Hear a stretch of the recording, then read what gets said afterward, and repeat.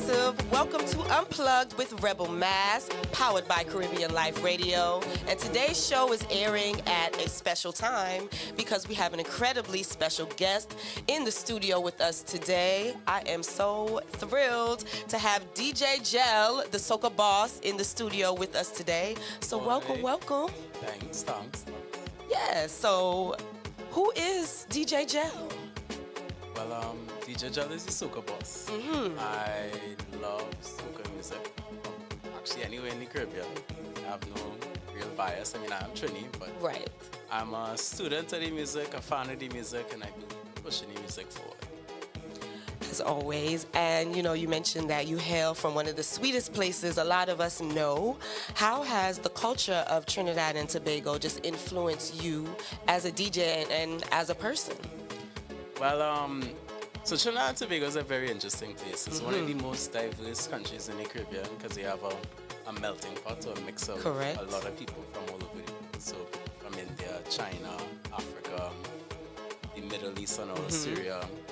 And being a Trinbagonian, you quickly realize, although we have all these differences, there's a lot of things that brings us together. So finding that common thread.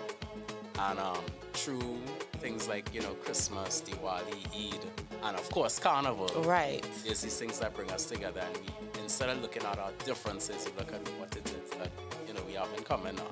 Which I think is what the world needs more of. And that's why soca music is the product that we have, because we found something, made it our own, despite our differences, and exported it to the world. You just have some of the best explanations to the questions. I love it. They're very just thoughtful and intentional, and it's appreciated. And, you mentioned you are the soca boss, and that is an eye-catching tagline. Where did that come from? Twitter. The people of Twitter gave it to me. Oh, shucks. When I first started to put out mixes in 2012, I put out mixes for St. Vincent, Grenada, Barbados, Lucia, and they'd be like, Joe really know the soca from all the islands. He's really the soca boss. And I said, Wait a minute, that. And it just stuck. Yeah. I like though, because our artists, they have their wonderful taglines when they're introducing themselves on the songs, and I appreciate yours as well. Yeah, and fun fact, I went to university for marketing, so all those things are important. So for any upcoming entertainer, whether you want to be a DJ or producer, having a tagline is so important. Agreed. So what is something about soca music that amazes you? At least for me, I can't speak for everyone. It's a genre of music that gives you a natural high that alcohol or any type of drug would not be able to do. You get a natural high off of soca music. Agreed. And, as a DJ and a curator, you are at, I struggled with this name. Sirius XM. And you have an upcoming project with Apple. Expound on that. What is going on in the world for DJ Gel as you, expand? So a lot. When people say soca music to the world, I take it seriously. At the end of the day, we should still have our own ownership, and we should still be able to keep it authentic, right? So for the world that's now discovering the music, Apple, Spotify, Pandora, and Sirius, they all are a way of soca music, right? We may not have the streams or the numbers to support it as yet to be a recognized genre. Right. But they understand the power of it. It is a subcategory on the world on Apple. But some of the projects that I've worked on, last year I did a campaign with Spotify for Miami Carnival. They wanted to get more listeners from the Caribbean because they expanded into Trinidad and Tobago as well and other parts of the region. I worked on the first ever soca music channel with Sirius XM here in the States and in Canada, because I think it's a paid subscription program that people could tune into. So there's Top Soca you could check out on channel 112. Okay. That's soca music from across the Caribbean as well. Wow. And then recently this week I actually launched something in partnership with Kess's label in Affable, Los Angeles. They launched the Soca Mixes project on Apple. So Apple is actually testing out soca mixes right now. I really love that. That is wonderful. And you're so is it basically fair to say you are kind of leading or guiding these platforms in, the ways of soca and how to maybe like present it to the rest of the world? Yeah. Is that fair to say? That is fair to say. Okay. I think too, I'm also trying my best to educate our end as well because, one of the major problems we run into in the industry as soca entertainers, especially the artist side, is that a lot of our music is centered around carnival, right? So one of the major pain points for a lot of the labels and a lot of the digital streaming platforms, what we call DSPs, like the Apples and the Spotifys of the world, is that they only get a big rush of music during the same time of the year. Right. And that obviously needs to change because soca music is yearly, every day, all day. I can't go a day without it. I'm in the gym walking my puppy, who you met. It's a way of life. It really, really is. And we have to find the different avenues where it could survive outside of carnival because we get stuck in the machine of what carnival is without realizing that there's other things we could do, soca fitness classes. Soca, I know, is big for people suffering from depression.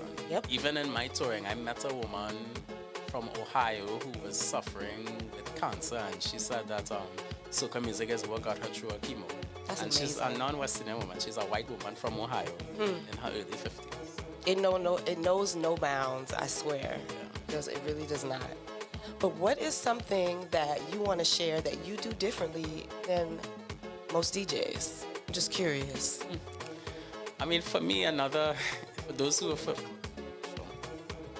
me, if anyone's familiar with my mixes, there's a tagline in there that says, DJ Joe plays more than the same 15 soca songs, and that's kind of true. I try my best, my sets to at least incorporate music that isn't, well played, and also to not be predictable. I think that a lot of the complaints or criticisms that patrons have across the world is that they can predict what DJs play. And I don't ever want to be a DJ that, goes on and I know what y'all going to play next. That is certainly one of my personal pet peeves. Like, if I can literally predict how your set is going to go, where's the fun in that? Yeah. Where's the authenticity in that, which we discussed off air as well? So all of those things just kind of culminate into my next question. What is, the most beautiful sound to you? In soca? Yes. That's a tough question. It's hard to say because I like all, right? Like even the rhythm that's playing behind us right now, that's the Butterfly project from St. Lucia. Patrice is on this with the I Don't Care What You Say About Me and Problem Child from St. Vincent. Like this whole rhythm is a CARICOM rhythm in a sense, right? It comes from St. Lucia, but there's a compa inspiration on it as well. And zouk, and then there's some Lucian, and then there's the percussion that makes it soca. So, I don't know. I don't think I could answer that one. Because I like all these songs. I like Denry, I like Bouillon, I like Bashment. Okay, so let me ask you this though. Sound as well. Yeah. With just like this onslaught of Bouillon music right now, what are your thoughts on that? I think I'm happy for Dominica, and I'm happy that the Bouillon artists get the opportunities to shine. Especially Issa, Rich, Buddhas, Money Sean, the whole bands as well, like Triple K. Right. But my only concern with the Bouillon music is the nasty business. Because you have to keep in mind, Carnival is a family-friendly thing too. Granted, I know we want the music to exist outside of that, and Bouillon is not soca, and I know Dominicans will give me a whole dissertation as to why Bouillon is not soca, and all of that, fine. But Bouillon still plays during their Carnival, right? And it still plays during the Creole Fest, which happened, I think, 2 weeks back. Yep. You have to keep in mind with the nasty business now, that's not all Bouillon music is. There's a lot of Bouillon music that I like from like Signal Band and Shelly that is more on the positive side.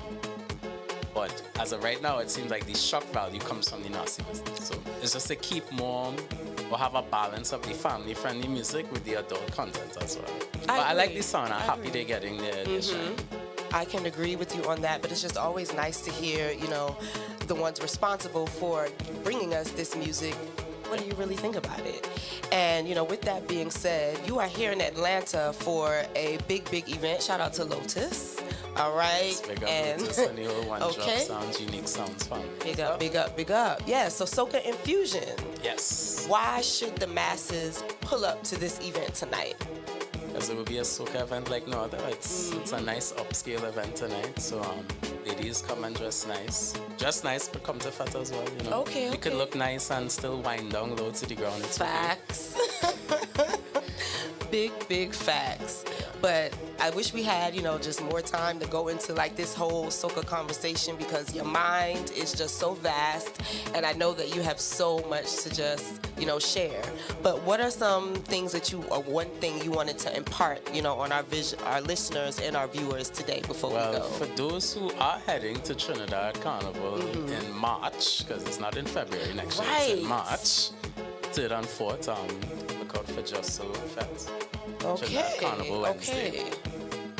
Yeah, come out. It'll be a little different experience, and everyone's complaining about the high prices of parties and how they go into the events and seeing the same thing. So I'm gonna experience something different Carnival Wednesday. You don't have to go a particular named fete that costs $500 US.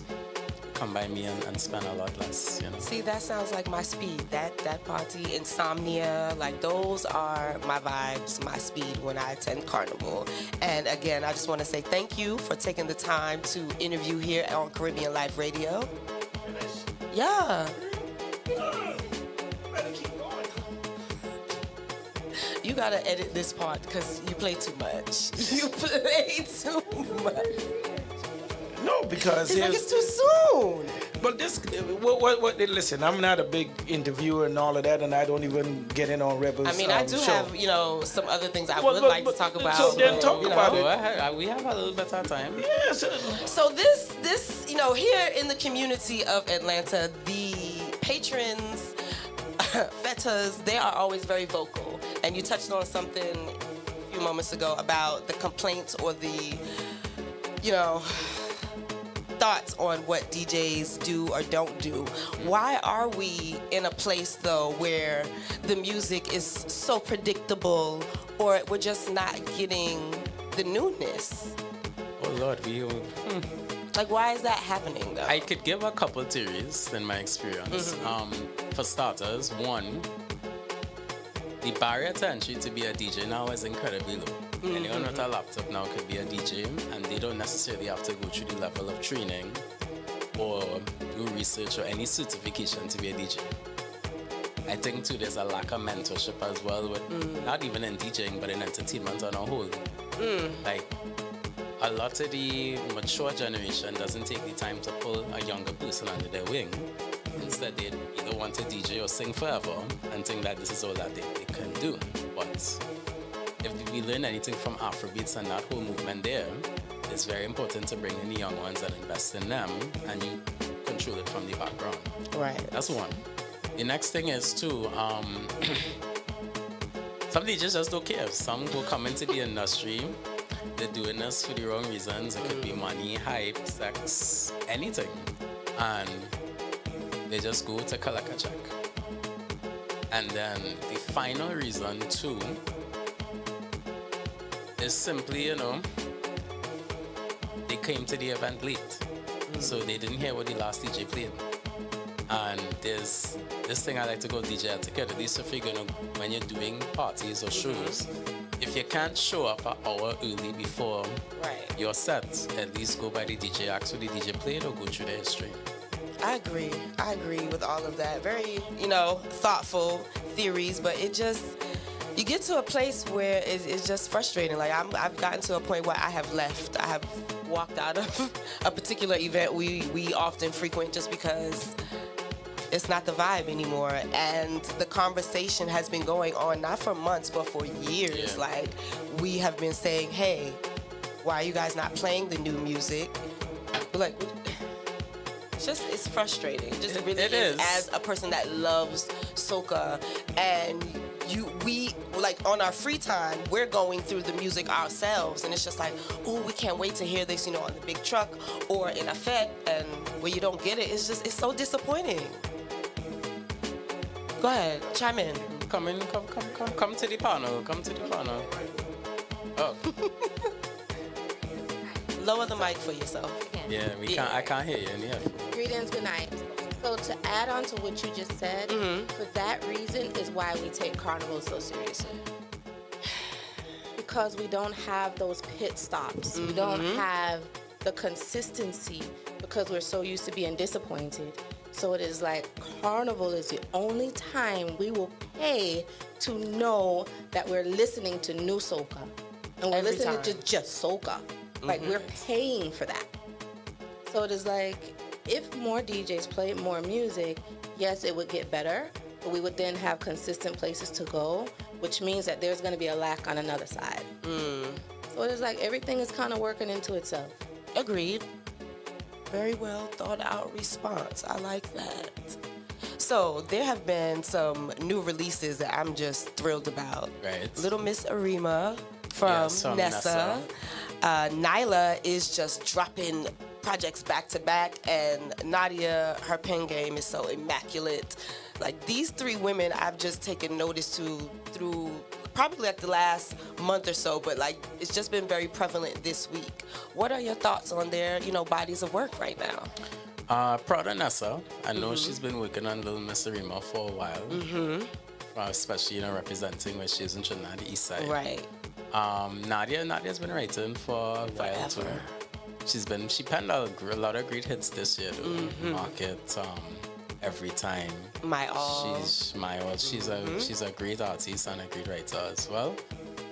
Patrice has been putting out consistent hits as well too. Facts. And even Imani Ray. I know she used to live on this side as well. Imani Ray actually I think has one of the biggest silent monsters coming up.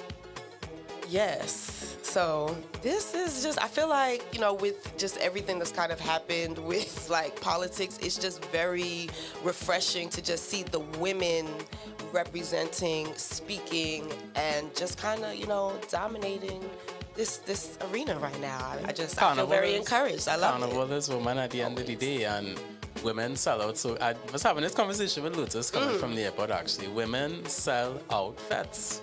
They sell out carnival bands. Yes. Women is who we're really catering for when it comes to the music. It doesn't always reflect that, though. It does not. It does not. But realistically speaking and statistically speaking, that's really the target audience. I love that. Interesting. What else you and Lotus was talking about on the way? The only other thing I say I would add in there is that we just wish that a female artist would sing more than just wine and grind songs, right? I agree. I was giving an example of how Patrice, she has songs in different pockets. And there was a particular artist that we cannot name right now on air that I said that I like her voice, but when it comes to her music, it's always about wine and grind and how we could hold she bumper. And I was like, there's more this artist has to say. Because I know her personally and I know there's things going on in her life I wish she'd put out in her music. Like how Patrice on this song, she don't care what they say about me, right? There's other things you could sing besides wine and grind. This is true. Do you think that, though, like, the artists just kind of get stuck in that bubble and they feel like, they have to give us the shock value of the lyrics? So let me tell you, with the boy on music, for example, the biggest song right now in the world is I Hope You Find Someone Else. Tune. Big tune, big tune. That is a breakup song and had nothing to do with wine and grind, jump and wave, misbehave, Nothing. And everybody going crazy for this song. Yes. It was the biggest song on Uber Soca Cruise, biggest song for Tobago Carnival, and it's Miami popular as right well. now in Trinidad, and it did well in Miami too. Man. So my thing is, if that's a perfect example of a power sounding like soca, although it's bouillon music, you don't always have to sing about those things. This is true. The art of storytelling is super, super important, and I really like that. Go ahead, Lawrence. So, Gels, one of the things that I wanted to let you know that what you said was dead on, because I was able to experience Dominica Carnival this year. Nice. And it was at the same time that it was Trinidad Carnival. But what was unique as a storyteller that is telling story from this side is that I went to stream it on Bacchanal TV, right? So that was the partnership. And I was amazed that they stayed authentically booyah the entire 2 days. And so in terms of traditional songs, the Patrices and stuff, that was hardly played. And so we had some US DJs on some of the bigger fets. And so they tried to be the difference. Right. They fell flat. And it was shocking. The guy was like, in Houston, you know, he was telling me, in Houston, we play for a diverse community, so Not y'all in got to Houston. understand it's all, you know, we got to play for everybody. Yeah. No, you're not in Houston. You need to play accordingly. I felt bad for him, brother, because that didn't even give him a lift. Yeah. Because he was trying to, Correct. He didn't and read so- the room. well, he didn't read the island, because every Okay. party, That every part. party was booyah. Booyah, because I went to several fetes. Correct. Then I went over to St. Lucia for their carnival. And what? Why you looking like a little hate in your eyes? What's going on over there? Okay, we good. Okay. But Jels, what I wanted to say to you is write about singing and being authentic to your craft, and it don't always got to be wind up. I was shocked with the nasty business when I was in Dominica because that was the first time being exposed to it. And you were So right. I was shocked that and you pulling. right on the road with all the young kids, What they went to hearing. that because it was popular. And going down the road, yeah, all the grown-ups and everybody saying Right. the bad ones, but they didn't care about the kids, and that was a little disappointing to see. So even though the nasty business is catching on, here comes the song, the breakup song that is doing well in other places, and that could be the example. And as a DJ and kind of a gatekeeper in some ways, I think you guys are the trendsetter of what we listen to. Agreed. And this in our community, there are about 4 or 5 main playlists that we listen to that is popular, right? And we could name them, but you definitely one of them because that's how come I got exposed to you. Oh, nice. And I got exposed to you being in Miami. And when I said, what to listen to? Your name came up, and I've been locked in ever since. And this was years ago, because me and Rebel used to be on the road in Miami Man. covering Carnival. Nice. So we came through the ranks doing this stuff. But I'm glad that you recognize that you can sing something else and still be popular in so many different countries. Exactly. Because when I went... for Dominica Carnival this year, you heard this song, Devil Sat and Drop Yes. Till You Fall First. Yes. And I'll be there for Yes. you. I played it every morning when I came. Listen, I played it every day when I got back. It's church. But I played it every day when I got back. That's how influential that song was for me because it resonated with me. So that was one. I went to Panama a month ago.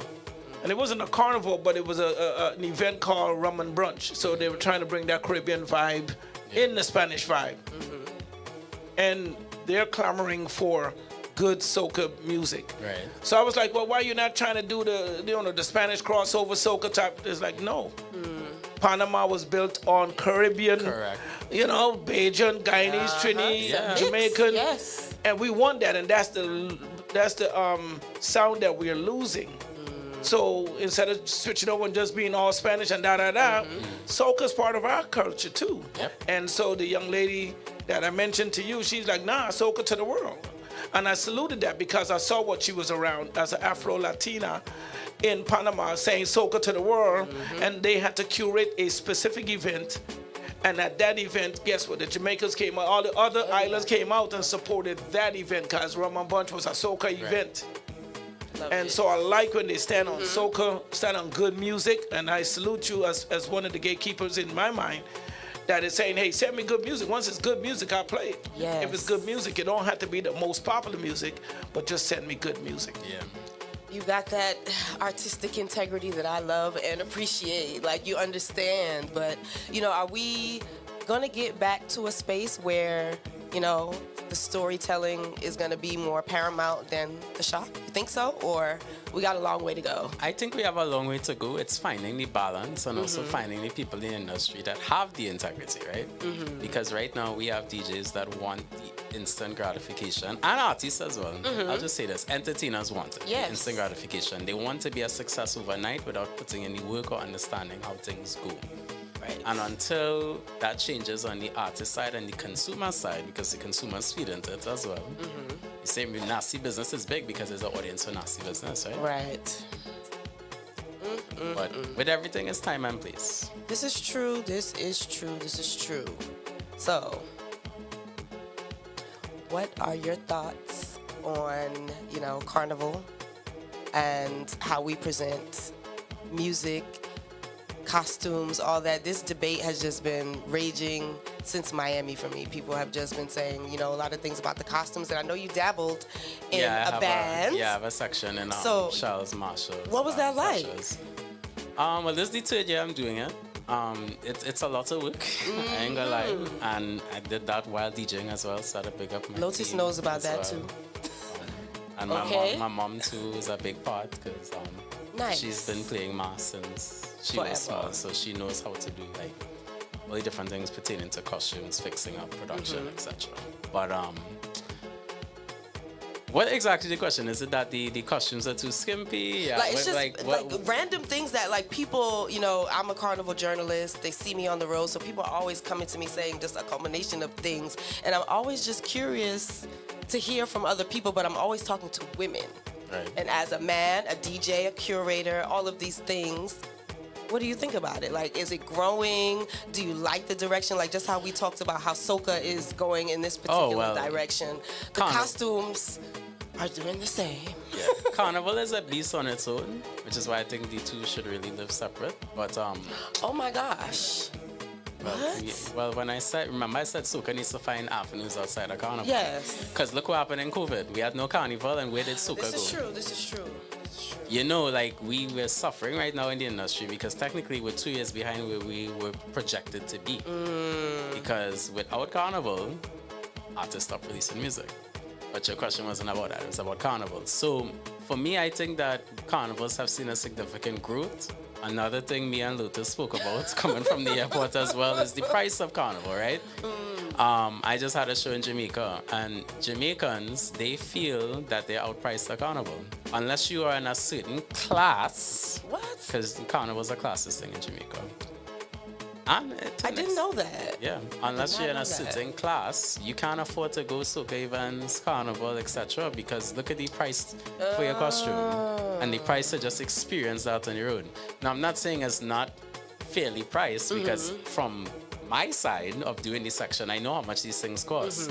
But I think that bands in particular need to look at a strategy where carnival could, one, be more affordable, and two, could be accessible to people who may not be able to afford it. They don't necessarily need the big costumes, the pieces, but it'd be great if like someone started like a la carte band where you pick the pieces you want and build on and you do your add-ons. They tried that here one year in Georgia. It fizzled out a little bit because nobody appreciated what that band was bringing. Right. But it's I how see you where market that's it going. and sell it to the people Yeah, because it we're is. in an inflated economy globally right now. And people watching their pocket. Even Right. I know a lot of people who can't afford to come to Trinidad for next year carnival. And I get it, the flights are expensive, accommodation is expensive Everything because costs our too country much. is not based on tourism, it's based on oil and gas and manufacturing. So we never invested in having a number of hotels for people to stay in throughout the year. Then, after you pay your flight and your hotel or Airbnb or guest house, you still have to go and find money to your costume, Yes. then fets, Yes. then money to eat. Granted, food in Trinidad cheap, but these things add up. Oh gosh, well, that's a whole nother topic. So the accessibility to carnival, I think, is something that we need to keep in mind as we continue to grow, as well as the business of carnival. I think a lot of the times I too, agree. why the follow soakers get the why things end up on follow soakers because we don't know how to. I mean, not generalize. A lot of our people within the diaspora and in the Caribbean don't know how to do proper business. Agreed. Or how, even from a customer service perspective, we lack ability to deliver good customer service. Correct. I'm not saying there aren't good ones. There are great bands and great section leaders that are transparent, but there's a lot of people making us look bad too, eh? I'm inclined to agree. Man. And I'm thankful for this platform that launched this year. It's called Openly. They're the first carnival review site. So you could go on and review fets, review section leaders, review food as well, and review, bands. Wow. So now you could go on, you don't have to worry about being scammed. You could actually see what people said regarding this section leader or this band or this fet. Openly. I want to say they're on Instagram. I They came are. across that. I started to review some stuff myself. See? And it's crazy that we're talking about those type of things because in Miami, I had probably one of the best road experiences I've had in Miami in a long time, and it was with K-Paya. Nice. Like, yeah, I know them. Phenomenal. So it's just like me going forward, I don't even know what to do with myself. Like, hey, you I up mean, there with the amenities and like the service that they're offering? Yeah. Because if so, I want to come play with you then because yeah, they take a lot of what's from Trinidad to and to I love there. that. I appreciated it so And much. The I work bathroom, with the owners of K-Paya and a Juve band in Trinidad too, so I know exactly what they have to offer. man, loved everything about it. So if you're in that ballpark, yep, you have Rebel Mass as a masquerader. Like it's gonna be a toss up then, because that experience and those things paired, with the wonderful soca music that we have, it just makes everything that much better. Like we've been talking about Miami for months, and how long ago was Miami? 2 months ago. We're still talking about it. What 2 Was months? it last month? Last Listen, month. My brain. I mean, I went to a few places It needs to myself, come but it back. was last But month. After it was Miami, it just was that much of Uber. After experience. Uber was Tobago. After Tobago was DC. After DC was Jamaica. And now I'm here. So, what is next for you in 2025? Oh boy. Right. Give us a few dates. I know there's a Europe date. There's 2 Europe dates in August. Atlanta in there? We go see. We will see. Okay. Just wondering, We will see what the people would say. This is true. Lawrence, you got anything else you want to chime in? What you eating over there? Like what? Oh, I see. What is happening? But again, massive. We have DJ Gel, the Soca boss, in the studio, and everybody definitely needs to pull up to Soca Infusion tonight at Nostalgia, correct? Yes. Out here in Stone Mountain. I will be there. You all need to be there, and let the people know how to keep up with you. Sure. For all the mixes, you can go to gelinthemix.com. You can follow me on Instagram, Twitter, X, Whatever you it's want to call it now. called. TikTok, Facebook at Gel in the Mix, one word. And you can find my mixes now on Apple Music. That is DJ wonderful. Gel. Yes. All right. So we're going to knock out.